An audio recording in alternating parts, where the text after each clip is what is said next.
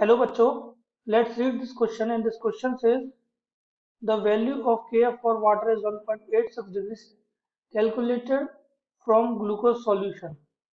The value of Kf for water calculated for NaCl solution will be option A is equal to 1.86, option B less than 1.86, option C more than 1.86 and option D 0. तो इस question को solve करने से पहले जानते हैं कि ये क्वेश्चन किस की कॉन्सेप्ट पर बेस्ड होता है। तो इसका की कॉन्सेप्ट होता है molar freezing point depression constant. Molar freezing point depression constant,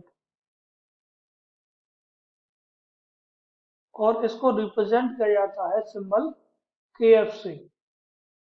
KF। तो चलिए शुरू करते हैं।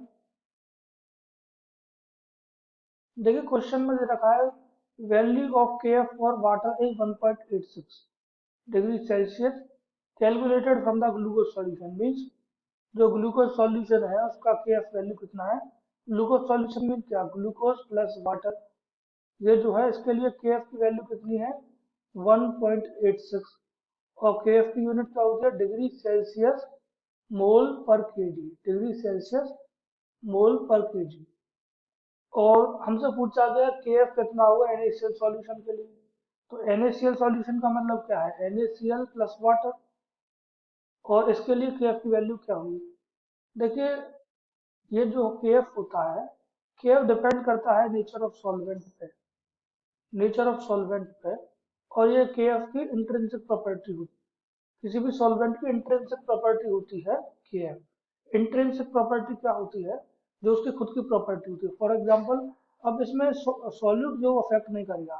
अब ग्लूकोज सॉल्यूशन हो या फिर NaCl सॉल्यूशन हो या फिर कोई और सॉल्यूशन हो, उसमें जो सॉल्वेंट है वो वाटर है, और KF का वैल्यू डिपेंड करता है नेचर ऑफ सॉल्वेंट पे।